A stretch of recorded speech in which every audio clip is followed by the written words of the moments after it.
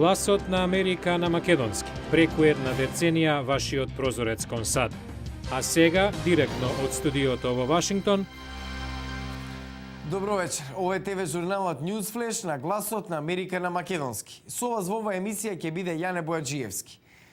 Соединетите американски држави и Британија се подготвуваат за сите можности околу Либија. Гадафи со закана. Либиците ќе се борат против зоната на забрането летање. Американскиот подпредседател Бајден во Москва, а Discovery се враќа дома. На почеток на новите вести.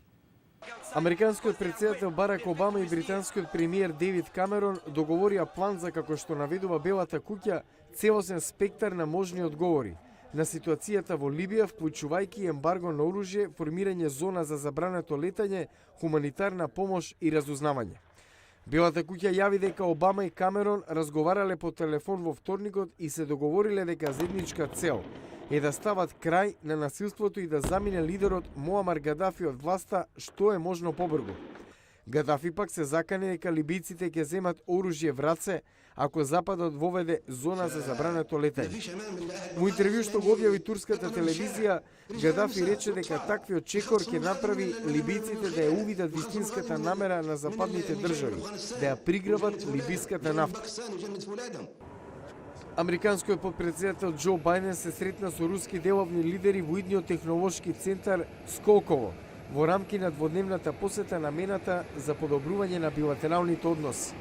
Бајден изјави дека инвеститорите бараат гаранции дека правниот систем ќе ги третира праведно и даде поддршка на руското членство во Светската трговска организација. Враќање на американскиот Space Shuttle Discovery на земјата. Петчлениот екипаж на последната мисија на леталото пред неговото конечно пензионирање мина повеќе од една недела на меѓународната вселенска станица. Се очекува Discovery пензијата да ја започне како музејски експонат во Вашингтон. Председавачот на Комисијата на Представничкиот дом за домашна безбедност Питер Кинг за утре закажа конгресен распит за, како што наведува, радикализацијата на американските муслимани. Критичарите предупредуваат дека распитот може да демонизира милиони граѓани од муслиманската заедница, кои ги почитуваат законите и уставот на САД. Гласачи од изборната единица на конгресменот Питер Кинг се собраа пред неговата канцеларија на Лонг Ајленд. Едни да изразат противење на распитот за радикализацијата, а други поддршка. Меѓу поддржувачите и гласачот Ричард Лазар.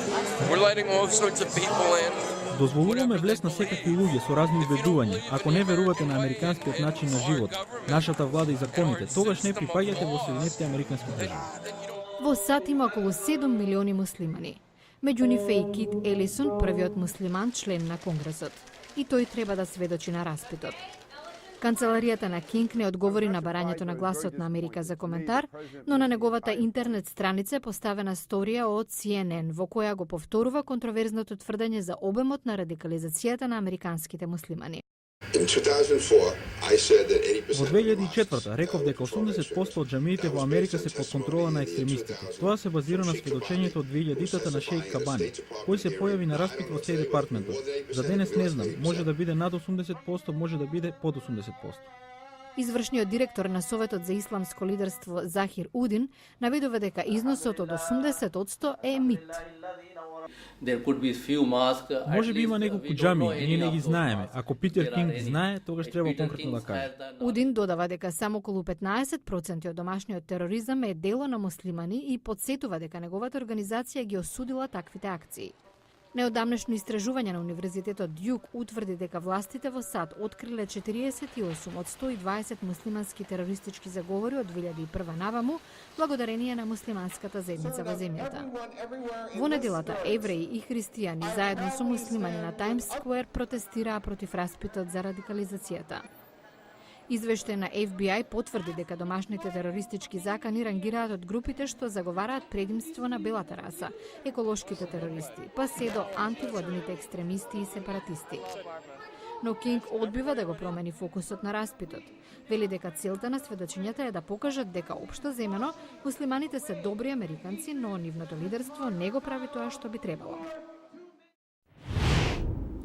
1/3 од риболовните места во светот се толку експлоатирани, што итно им треба обновување на рибниот фонд, тврди Организацијата на Обединетите нации за храна и земјоделство ФАО во својот најнов извештај.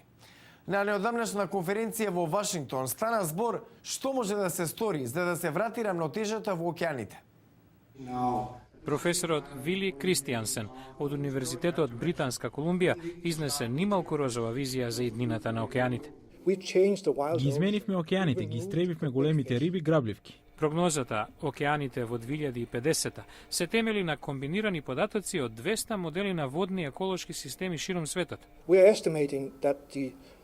Бројот на големите риби грабливки, оние кои јадат помали риби, се намалиле за 2/3 во последните 100 години. Опаѓањето и натаму е над.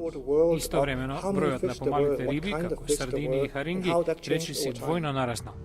Прекомерниот риболов, загадувањето и климатските промени се главни закани по здравјето на океаните.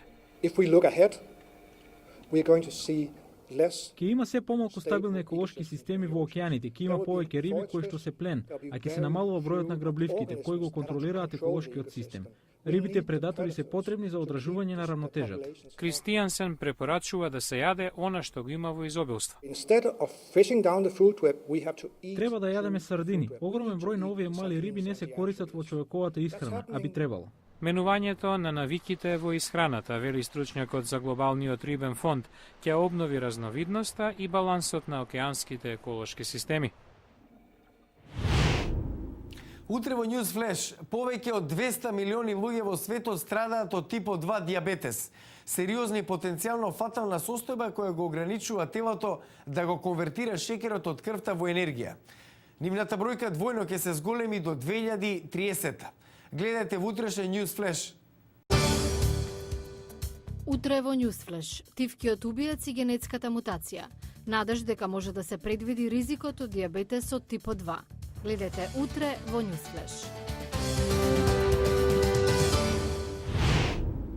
Го гледавте News Flash на гласот на Америка на македонски. Јас сум Јане Бојаджиевски од студиото во Вашингтон. За најнови содржини посетете нашата веб страница glasnaamerika.com. Пријатна вечер. Се гледаме утре.